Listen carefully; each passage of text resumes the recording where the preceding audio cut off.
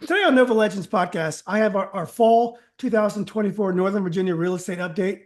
Back with me again are my old dear friend Kathy Hassett, who I went to elementary school with. Kathy is based in Old Town. Kathy, you're with what group are you with again? I'm with Compass. Compass. I didn't want to guess. I thought it was Compass. And Peter Knapp, guy I've used for some transactions. Peter is with Real Broker, and he specializes in Loudoun, living in Lansdowne. Guys, good to see you again. Thanks for doing this. Thanks for It's having nice. us. It's nice to be here. Thanks. Oh, well, awesome. Well, thanks. Well, the first thing that I think was interesting is last time we talked, I made the comment there was one listing in Lansdowne for a 12,000 person community. There was no inventory. And now there are some really nice properties on the market, and some of them are being priced to move. They're being priced for a bidding war, and they're sitting for a few weeks. It just kind of happened all of a sudden. Um, what are you guys seeing in the market? Are you agreeing that there was no inventory, a low inventory, as it's been for a while, and then all of a sudden, in the last month or so, things have really loosening up in terms of inventory? What- Um, what- I'll speak to. Okay. Thanks for having me, Julian. Sure. I want to say I did look at some numbers in Bright MLS last week, and the numbers that I looked at actually were for the Northern Virginia districts of Fairfax County, um, Arlington County, and some cities like the city of Alexandria, Fairfax City, et cetera. So I didn't look at Loudoun. I'll let Peter speak to Loudoun. But what I'm seeing in that Northern Virginia district is that, yes, for looking at September of 2024, contract activity was up. It was up 13% year over year from September of 23. So there is more activity. And also, I looked at how many new listings were coming on the market.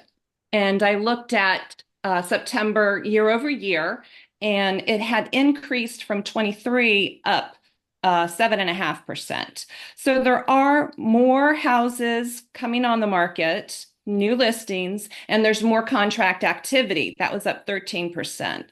And I want to say this, just looking at my experience through the years, the months of September and October do have a little bump up.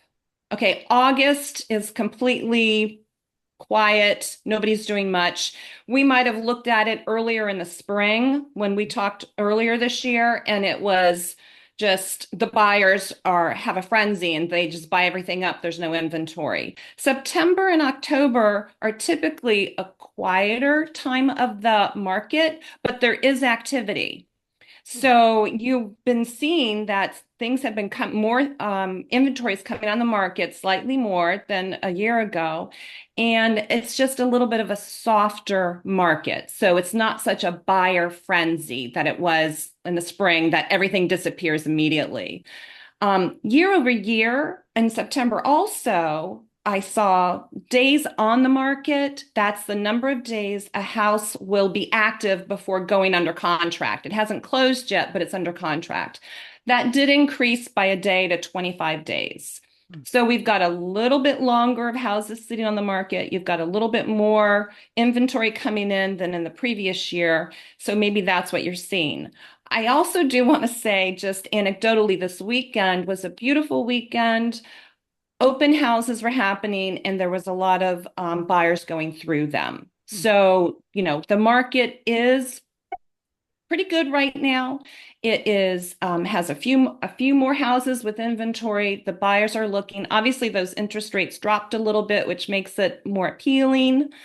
But it's, overall still a seller's market, even though, you see things priced to sell. It is still a seller's market because inventory, generally speaking, is lower than it should be.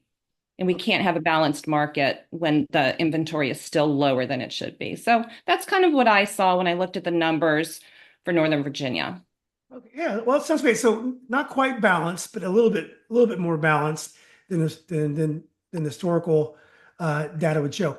So Peter, what about you and Loudon? Are you seeing what I'm seeing, that there's some nice listings now that people can have their choice of nice with a nice house without having to try to go under contract the first weekend? It's so funny. I think I know the exact street in Lansdowne you're talking about. There, Yeah. there are three on the market that you would have thought would have gone, and they're still active. Kathy, she hit the nail on the head in every sense, um, including the seasonality of it, where like you're saying, August is usually softer, November, December is usually softer, September, October, you do get a little bit of a bump. Um, and the same thing where you see some listings going on the market and you do see more, I think, and you sort of question why didn't that one go on the market, go under contract? And I'm actually actively pushing buyers that the fall market's a good time for me always, because I always say that if something is on the market in the fall, they're not necessarily desperation, but there's got to be a reason that they're not waiting for the traditionally stronger times of the spring.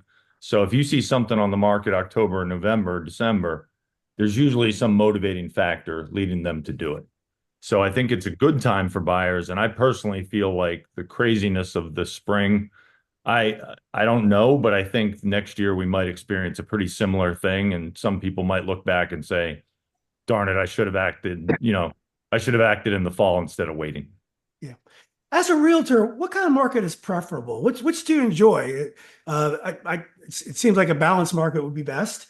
But maybe it's nice when it's tight because you can have a contract the first weekend, so you can for relatively modest amount of work in terms of time spent open houses and just showing it, you can get the house sold. So what do realtors prefer in terms of type of market?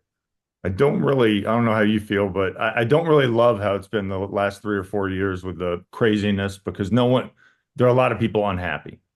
When you have one house and 16 offers, it's just kind of like the Wild West. And you have to wonder, okay, which realtor's being genuine? Are they just putting an offer on my house and 20 other houses, et cetera, et cetera? So yes, it's good because the sellers can maximize what they get, but I think it leads to a lot more people not being happy with their housing situation. I think you'd love to say an even market is the best in a perfect world. But I would much rather, I don't really think a lot of realtors, I'll let you speak for this, but love the insaneness of 25 offers and, waiving all the contingencies. Because one great example is that people waive home inspection contingencies. And for as long as I've been doing it, I've just told people, I'm like, if I was buying a house, a 700,000 plus asset, a 500,000, a 300,000, I wouldn't waive a home inspection. And I've had people overrule me because they wanted to get the house, but that speaks to the kind of craziness and to how it's been the last 3 or 4 years. So personally, I like it being a little bit more balanced. What do you think? Oh, Peter, I agree. Of course, it might depend on if your practice has more listings or buyers, like how you want the balance to tip. But any extreme really is not good for the industry, or obviously the individuals and the buyers and the sellers and the agents. And I had a similar experience. I probably spoke about it in our last podcast where I had a personal friend who was a buyer and she had to buy Yeah. a house sight unseen. And Hmm. it's just, I advised her against it and she knew what she was getting into, but it's just a very difficult situation. And it ultimately reflects on our industry, I think. Buyers and sellers, and, in this kind of market, it's mostly going to be the buyers. Um, might reflect back and have regrets in the end. And then, naturally, who kind of gets a little bit of that blame or more of that blame? Yeah.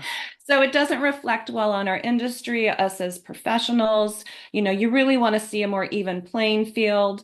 Um, so I agree a lot with what you said. It's just a difficult situation, and it's unfair for something that is the biggest financial transaction in a lot of people's lives that they have to feel pressured, not from their agent, but from the market to Yeah. give up those safety precautions, such as a home inspection, because that is the only way that they can really have a winning offer. So it's unfair to them and to us as the professionals in the business. Yeah. Kind of funny. I have an agent that's been on my team 2 years, and now I'm training her how to deal with contingencies because we've never had to. Yeah, We've that's always just had, interesting. because yeah, we do most majority, I would say, listings, and so it's always just been okay. We got an offer in, and then now it's okay. This is how you negotiate those because they're Yeah, coming back now more, yeah. which is, I think, like you said, the protections. I mean, They are protections, those are right? good. Those are good things to have for buyers. They are, and certain contingencies can be covered in other ways. Like I know a lot of mortgage lenders have worked out programs that enable people to put in a what's looks like a cash offer, but they still have a lot of protection behind them because they've been pre-approved or just gone through underwriting to a certain degree. But something like the home inspection or the appraisal, it just really is detrimental to the buyer, and it puts them in a position of a lot of risk. Yeah. Um, well, that's great. What about Peter mentioned that he tells his buyers fall might be a good time. How do you counsel your clients as to timing? Because there's a little bit of it's speculative a little bit. Things can change and they're out of you can't really anticipate how things are going to change. So it's a little bit of risk, and typically I'm sure you guys would prefer your client to make that decision because there's risk involved. But do you guys try to get into the decision about timing, or do you just try to give the information the best you can and let them decide what timing suits their needs? Mine's all situation based. I just ask them but basically their timing. I think the best timing is the best thing that's as logistically easiest for them if they have kids with schools, et cetera, et cetera. But then obviously, as we know, that doesn't always happen. And sometimes, you got to do it. So I think if you're talking about someone buying their own home, it's just whenever's the best for them. Um, if uh, if I'm talking to an investor, I just tell them, that I think, frankly, investors a little bit more. I tell my investors, not to get off topic, but there are different types of buyers there. I tell them November and December But look, because Pete. Oh, I'm sorry, Peter. But look, just think if you had a client in Lansdowne and wanted to go in the market now, and there's some very nice listings that are sitting a little bit. Would you say, look, if you can wait to the spring, oh, um, on the list, I thought you were talking on the buyer side. Oh, either no, no, either no. Oh, either I way. actually okay, great example. No, I think in general, since COVID, it's been more of a 12-month market, I think. I think the seasons are a little less important than they've been in the past, but they're still important. So we just had I had a listing where the buyer couldn't complete the transaction. So here we are in October, and I just told them, as long as, like I said earlier, it's their timing and logistics, they're pretty flexible. I just said early April, early to mid-April. Let's wait till then because that's the ideal time if you don't need to list it before then. They, of course, had the questions, which makes sense. Now there are less listings. Would it be better for us to do it now? But I think there's no, there's no magic wand you can wave to always give the exact right advice. But I think on the whole, if you're going to sell a home, I think in the spring, if you don't have any other factors in there, the spring's generally the best time. So you'd wait if you can. Yeah. Yeah. Yeah. How about you, So, Kathy? Do you get involved in yeah. timing? Oh, absolutely. I was having dinner with my cousin last year, and he said, I think I'll list next fall. And I said, back it up. What's making you wait? Because he doesn't have kids in school, and what's why? And then we ultimately decided maybe there were some family events going on. He couldn't list until May, but we got it on and just at the end of May. And I think it was a better market than waiting until September. But I'm very thankful that we had that conversation, like, 9 months before the house actually was listed. We had time to plan. And that's important too. It's not, sometimes you really have to plan these things out a year or more ahead of time. Mhm. Now, Don't list in August. I'll tell my clients. We just talked about that. Things in Washington, D.C., in this area get very, very quiet in August. There's just not a lot of people around. The buyers are a little exhausted from the spring market if they haven't been able to purchase anything, and they like to take the month of August off, I've found. So there's just fewer buyers around. So don't list in August is a hard and fast rule that I have. And also, if we're listing in the fall and it gets towards November and December, maybe we're taking that property off the market for the holidays and relisting it after the new year. So just instead of letting it just sit there, I do advise my listings to do that. Right. Something I was just talking to Peter about a few minutes ago was the fact that we now in Northern Virginia have the ability to list a house private exclusive or office exclusive, which means it's almost like a trial run for the listing of the home, with the price and the condition of it being any manner that you want, because that private exclusive time, I can market the property pretty aggressively, but it does not go in record with Bright MLS. So there won't be a record of a price drop if we decide that the price was too high. There won't be a record of days on the market if the house is listed in private exclusive and then just doesn't sell for whatever reason for a couple of weeks. Those items are not recorded. So that private exclusive tool that we have now is actually really helpful. And I just sold a house that way. And I tell my clients during that time that they can really name their pie in the sky price, because it's not going to be recorded for the public to see. And they can try, if they have an aspirational price, let's go for it and see what happens. So that's another new tool that deals with timing of it. That's interesting. We can list something private exclusive maybe in the fall. If it doesn't go, then we're going to list it again in the spring through MLS. Yeah. So anyway, that's kind of a new tactic we have, and an interesting way to try and market a home. And it's not tarnished with the fact that it's been on the market a long time. There's a townhouse in River Creek that was lived in by a realtor, and successful realtor, and it was listed for like 1.3, way over what it would have been listed, and it just sat there and sat there. So it finally got down to 1.05, and I was in the area one weekend. I said, I want to go see this place. It dropping $300,000 in price. I just wanted to go see what it looked like, and it was nice. It wasn't really staged very well. I guess the realtor doesn't necessarily follow her own advice. But it was, it was obviously a really nice property. Well, then she went down to 975, 985, and it still sat. So at this point, it had that the stigma of being on the market for almost like 3 or 4 months. And I'm sure Peter knows which house I'm talking about. And I guess with your private exclusive, you could have tried the same pie in the sky thing without getting stigmatized by, well, it's been on the market a long time. So I think that's a tool with which you can use to accomplish the same thing, I think. Exactly. Yeah. And you also during that time can get feedback from agents. Like we'll have offices go through the listing, the private exclusive listing, and get good feedback from the agents about the condition of the property and the price, and then make adjustments as the seller deems, necessary. So it's a very helpful tool, and it's something that has changed just in the last couple of months. Like starting in August, we can aggressively market private office exclusives, such as social media, email blast, that type of thing, putting a sign in the yard, which we could never do before. So it just gets more exposure with the protection of it being not in active MLS yet. That sounds cool. Yes.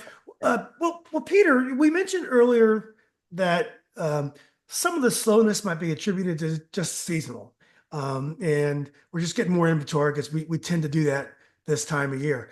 But some of it might be interest rates. Interest rates, I think there's an anticipation that interest rates are going to really go down sharply. The Fed cut aggressively and nothing really happened. The market, I guess, had already factored in that it was going to come, or I don't know. But could that have anything to do with the fact that people were waiting to see if maybe election or interest rates just to see whether or not they're going to go down further? Definitely. Yeah. I mean, I have buyers when I'm meeting with buyers, they mention that. And I try to politely ask what is bringing you to that conclusion, because I mean, I know there some people say it, but I haven't seen anything substantive that will, just and when I say I haven't seen anything, I mainly get my feedback from lenders because I trust them a lot and financial people. But people just maybe it's the fact that there will be the election, though there's a lot of newness, and then there's the new year. So I do think that maybe this year, I can't say it's definitely happening, but maybe people just stopped a little earlier than they have in previous years. And because Kathy, like you were saying, when you brought up a great phrase, which is exhausted buyers. And that's the exhausted buyers were the main reason why I think September and October are a little better than they have been in the past, just because all the people who didn't get their home in the spring took a breath in July and August and came back. I think now we might have some people that did that just said, okay, I'm just waiting until next year. I mean, that could be happening. And then that idea that rates are going to go down factored into it as well. And maybe they will start next year. And that's one of the other things that makes me think next year is definitely, I think, going to be very, very much like the last few years. I do think we're going to get back to being pretty busy in terms of a little bit more seller based, but we'll see. Yeah. Kathy, what do you think? Do you think interest rates are factoring into this maybe cautiousness with buyers? Yes, I think buyers do want to wait and see if interest rates are going to go down more in the spring. Um, my research shows, and the market shows interest rates year over year from October of 23 to now actually decreased by 1.2%. They were in the Oh, sevens, now they're in the sixes, and it's looking pretty good. So will they drop further? Perhaps, but you can always refinance. And, the saying, like we've said, date the rate, marry the price. yeah. Prices might escalate even more in the spring, and it's just eating up any advantage you get from a lower rate. So a good time to buy is when you can buy. The rates are not that bad. My first house back in 95, I had a rate of 7% something. I was okay with it. I wasn't, it's just, you really do need to get into the market. You need to get in, especially those first-time home buyers. Get in the market, get your property, and it'll go from there. But I also want to say something about the election because you mentioned that as well, maybe being a factor in some buyers hesitating. And it is true. The election does have an effect, but I want people to understand, both buyers and sellers, it's it's not the change of administration in that there are a number of buyers and sellers with their houses. It's actually just the psychological effect of that election. People waiting to see what the new administration will do to the economy, perhaps. But people feel a lot of uncertainty when there's going to be a new administration, and there will be here either way. Mhm. There's going to be a new administration. So it's just psychologically, it puts people on pause that they just really want to wait and see what's happening. But I don't know if that's truly the best course of action for them. I think it's best, like I've said, to buy when you can buy because, circumstances don't turn out the way you maybe predict them to or hope they will. And perhaps you just need to get into that property and go from there. So. I love what you Yeah, said. I look back to our situation we had last year. Peter helped me with, and we just were so thankful that we went ahead and went through with it because there were so many reasons not to do it because of interest rates, especially. But it actually worked out well because we had a second on our old home anyway, and you couldn't rent. We couldn't write that off. At least all this is tax deductible, and we're in a home we like, and we could have rented for a year or whatever. So sometimes the interest rates are definitely annoying and we can't wait for them to go down. But I still think it's more important to be in a real estate situation that you desire. So last time we talked, the big news was the buyer's commission, the settlement. Kathy explained this much better than I ever could. But basically, there's not going to be a guarantee that the seller would split his commission with the buyer, so the buyer got his piece of that. Now the buyer has to negotiate that directly with his client. Kathy, is that generally what it is? Did I say it right? Yeah, it's negotiable, okay? And it's negotiable from the time that the listing agreement is signed. So it's at that time that listing agent and the seller are deciding pretty much how much commission is going to be paid and how it's going to be paid. So there was a shift separating it now, and starting in August, that the listing agreement states the listing agent is going to receive X percentage commission, and a different clause in that listing agreement says the seller is open to paying X amount for the buyer broker commission. So now, before it was one commission that the listing agent split between the two agents, and now it's actually two separate clauses in the listing agreement stating what the seller's willing to pay as far as compensation is concerned. But so far, to be honest, even though that seems like a very big change in procedure, really the working result of that I've seen mostly sellers are still contributing to the buyer broker commission, if usually fully, if not partially. I haven't seen a big shift of sellers not paying the buyer broker commission. And I will say, sellers are asking me about it. They know about it. Hey, should I offer commission to the buyer broker? Sellers are thinking about it. But ultimately, I have found, and I've heard through my colleagues, it is really still that commission, both sides are being paid by the seller. Well, thanks, Kathy. Peter, have you seen a seismic shift or like Kathy? Nope. It's just, subtle changes in behavior. Kathy said everything perfectly. I mean, that's what I've been experiencing too. I think the biggest thing is on the buyer and the seller side, we just have to over explain it to people.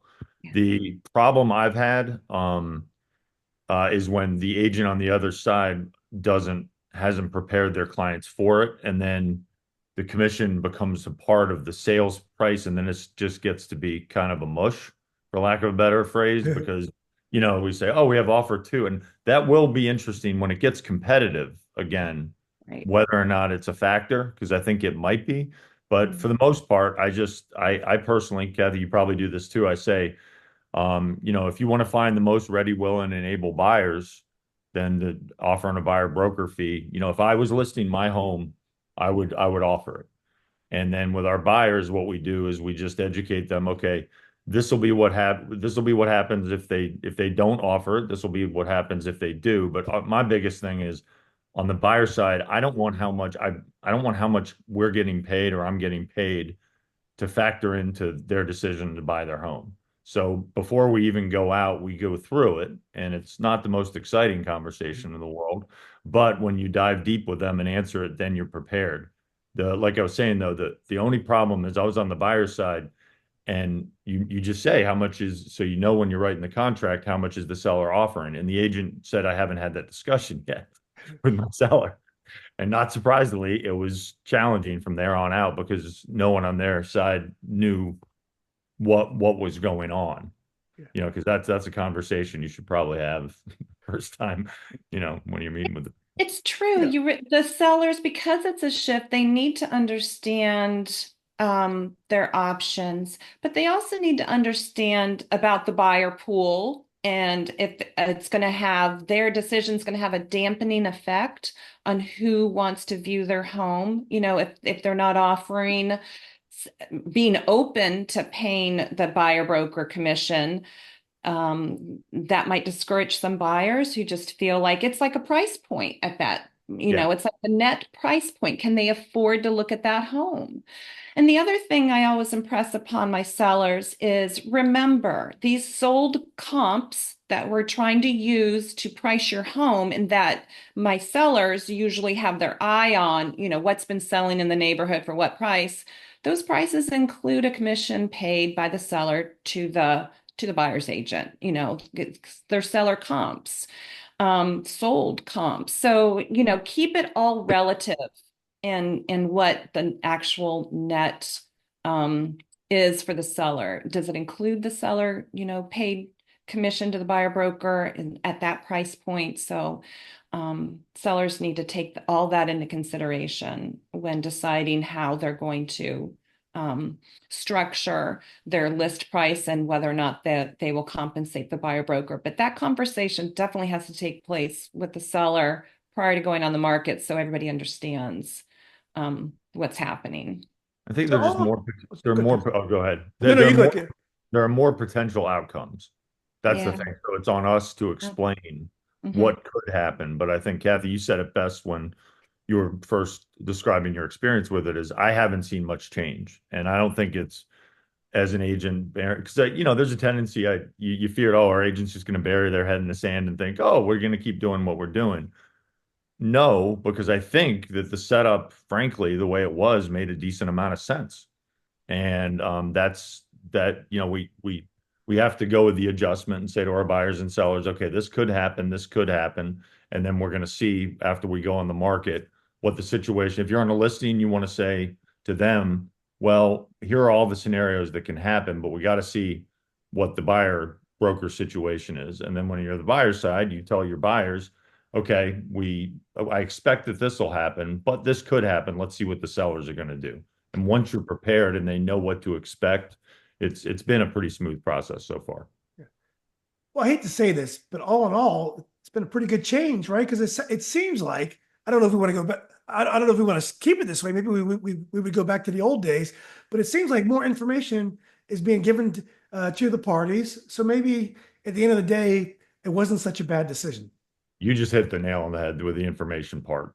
Like, I think there could have been adjustments made for what you have to sign and do everything without the sweeping, but that's another conversation. But yes, it is nice that because personally, I mean, when I would go into a listing appointment, I would explain pretty heavily everything that went on, who's paying who, et cetera, et cetera. But I do think as consumers, there were a lot of different situations where perhaps they weren't being told anything. So I think, Julian, you just hit on the upside of it, is that it is more transparent and people know a lot more about the process. Kathy, what do you think?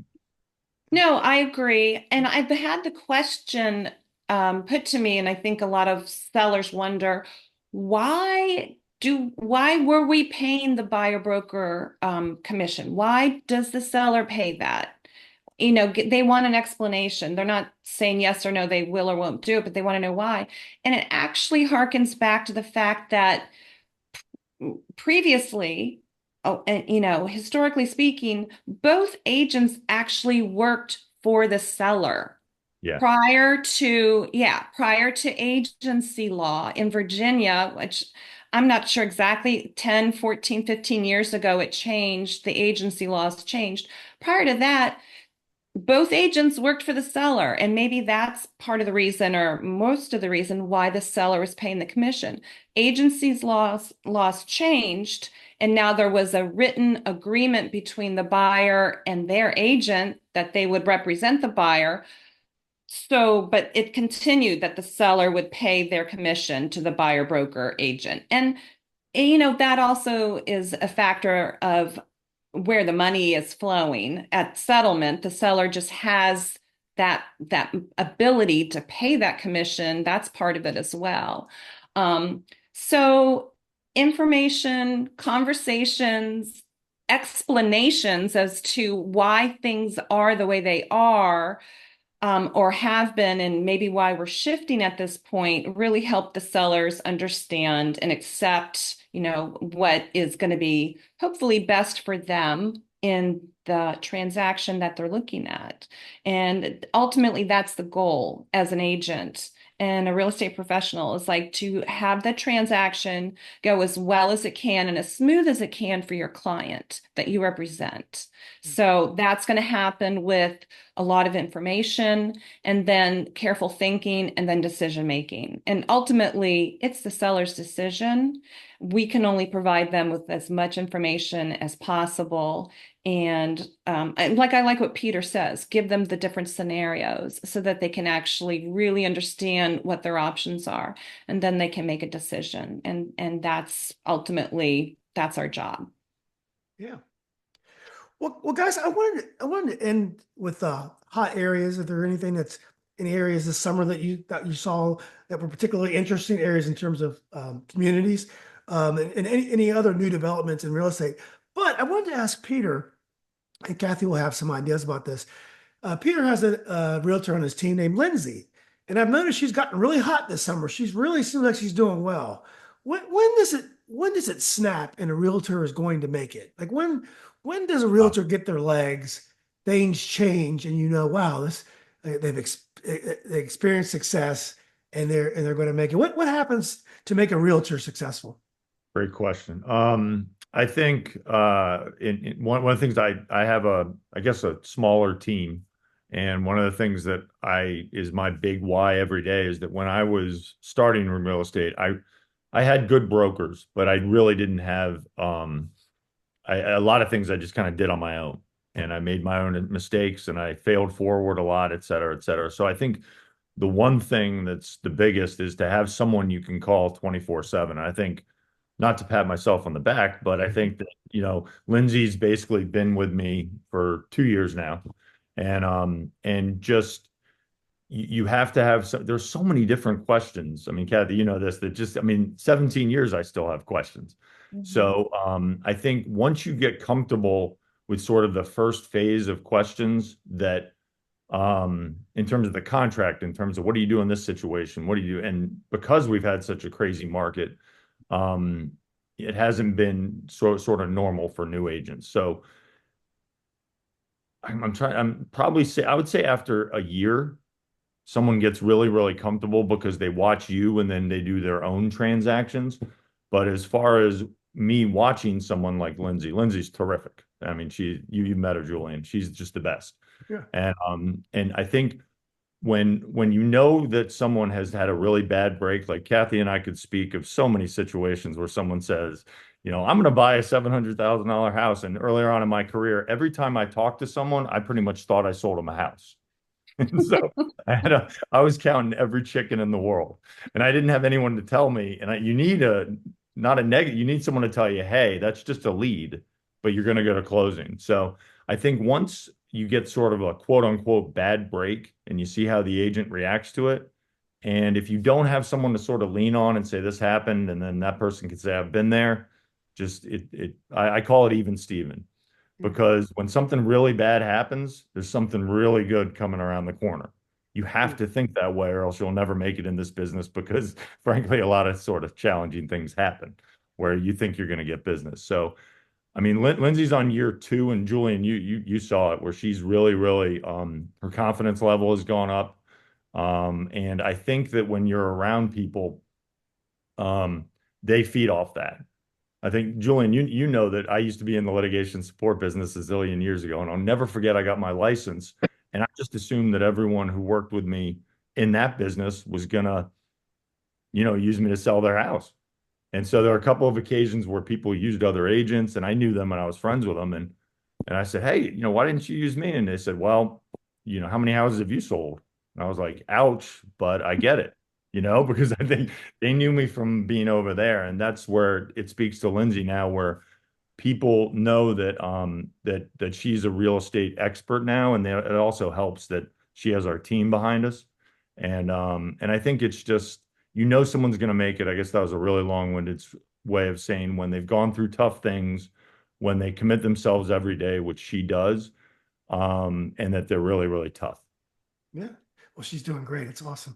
Kathy, what about you? When is a young, well, not young, but when does a realtor make it? When do they cross that certain threshold where you know they're going to be successful? Uh, That's a tough question. I'm going to put a number on it. I do think it takes 3 to 5 years to really get good traction because year 1 and 2, just it is. You need to kind of go through some hard bumps. You need to do some rentals. You need to just have some small transactions, try and fail, and you need to stick with it because eventually you do get traction. Something clicks, and once you do get a few transactions under your belt, I think that type of success just begets more success. It is an energy flow thing, where you just kind of have more confidence maybe in yourself, or the potential clients can feel that, you've got that energy of being a successful agent.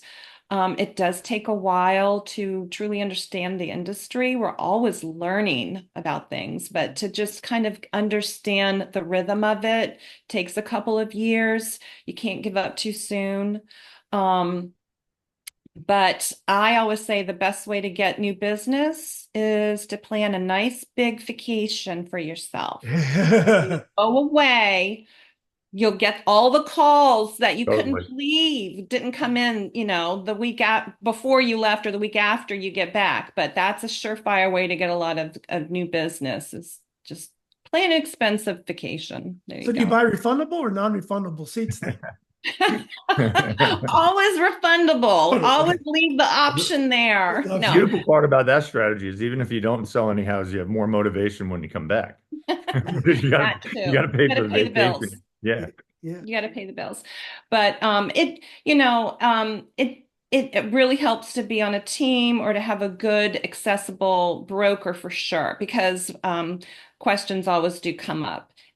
Even for experienced and seasoned agents, we need to check in on things, and especially in this changing environment that our profession is going through right now, for people to understand what's allowed and what's not allowed or against the rules. So I think new agents just really have to hang in there and understand it's going to take a couple of years, 3 to 5, before they are really probably feeling semi, um, that things have kind of smoothed out a little bit and they kind of don't feel like such a newbie anymore. It's a great point with the newbie too, because I like coaching. It's fun for me, and I like learning people learning from my mistakes. But what I think happens is two things.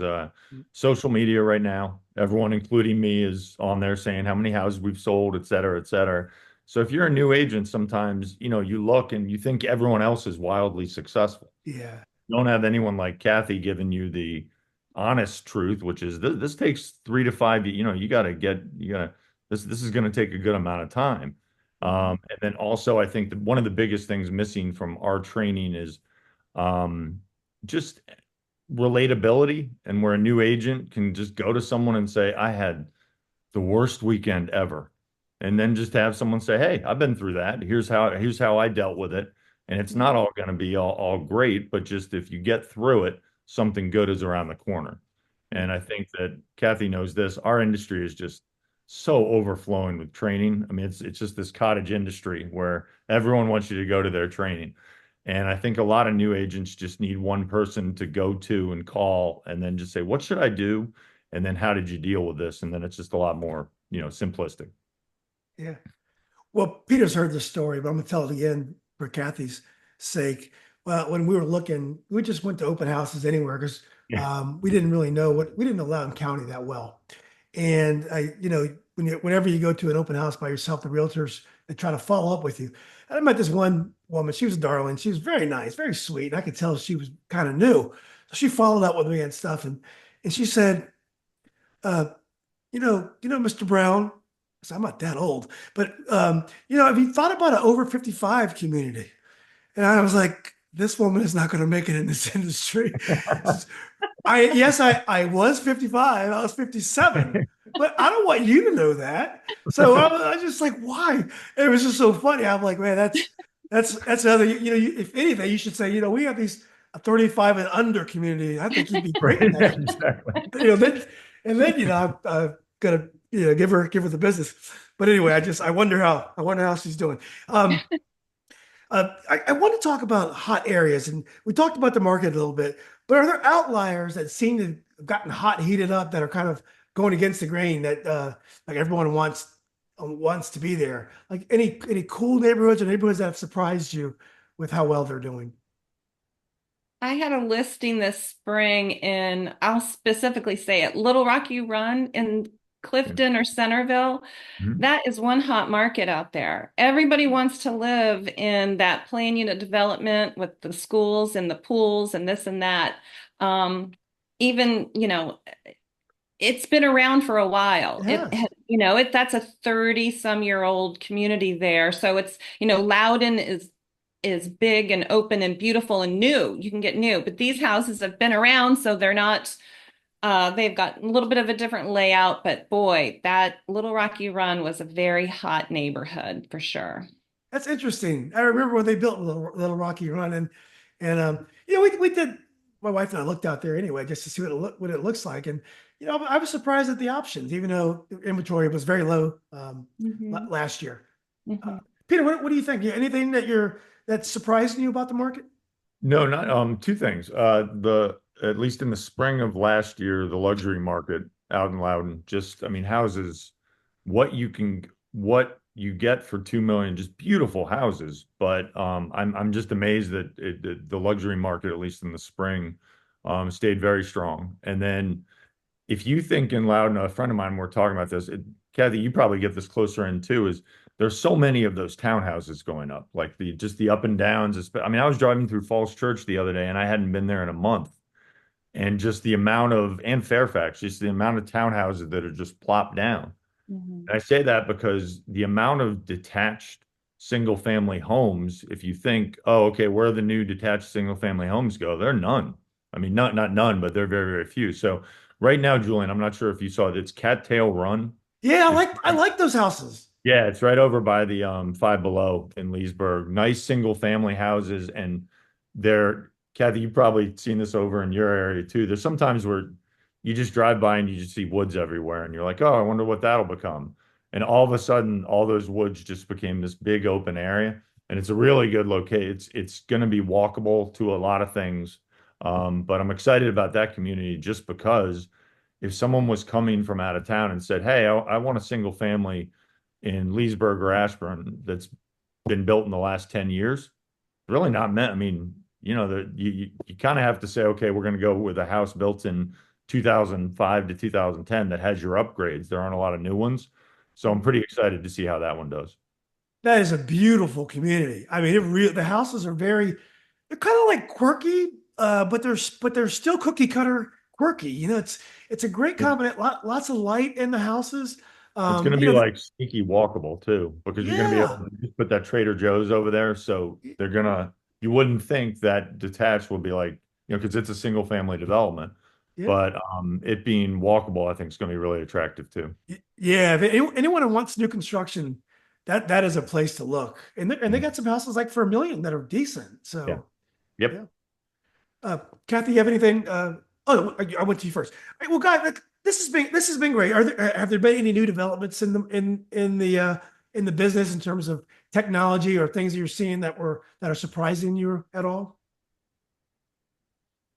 I can't think of any. Well, yeah, we spoke earlier about the new marketing techniques for Office Exclusive. That's new. That's new. The Yeah. only other thing I just wanted to briefly mention was the clear cooperation policy. We haven't seen the end of the fight, nationally speaking, between realtors and MLS.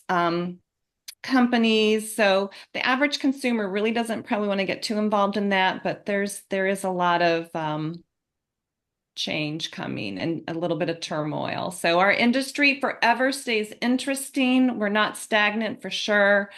And hopefully we all can just keep going forward and professionally representing our clients, which is what we really want to do. Yeah, you really have to be nimble, and you got to be able to deal with the intangibles because things keep changing on you guys. So it's Yeah. maybe that could be an advantage if you're an ambitious realtor like you guys are. Well, look, this has been great, guys. I'm glad you guys can do it. I know you guys are really, really busy people. So I love talking real estate, which is obvious. So I thought we had a lot of great content here. So this has been great. Maybe we can get together in the spring. And I wonder, it's so exciting to see what, you go 6 months in advance to see, things could be completely different. Things could be the same. It's exciting to try to imagine how things will be in March or April. So They're going to be crazy, Julian. it's That's what That's it's going to be right. crazy busy. Oh, Fingers- as long as you expect it. yeah, yeah. Well, And great guys. Julian, Well, look, just a little plug for you. sure. Love everything you're doing. The one you did with the last night was really cool. Oh, thank you. Yeah, I appreciate that. I was lucky. Sometimes I don't, I love doing podcasts, but when you get busy, you don't do quite as many. And recently people contact me to do one, which is great. So like one of the players on the team, I'd interviewed a track coach from TC Williams who won, 6 state championships. It was actually a great interview because he was an awesome guy to talk to. And they heard that interview, the players from the Remember the Titans team. They said, "Hey, will you interview us?" And I had been trying to reach Ronnie Bass for years, sunshine. And, and I said, "Look, all I ask is if you could bring as many of the people that were portrayed in the movie as possible, I think it'd probably have more bang for the buck." But almost all of them had died except for Ronnie Bass. I mean, it's just amazing how many had died. So I was able to get him and all the other guys who played a lot. So they were all contributors, but Hollywood was very picky who they chose to portray in the movie. So anyway, so it That was was great. good. Yeah, But thanks for having us on. Kathy, it was nice seeing you again. yeah, Thank you. It was a wonderful morning. Thanks for having me and nice to see you all too. Have a great week. yeah, guys. We'll see you soon.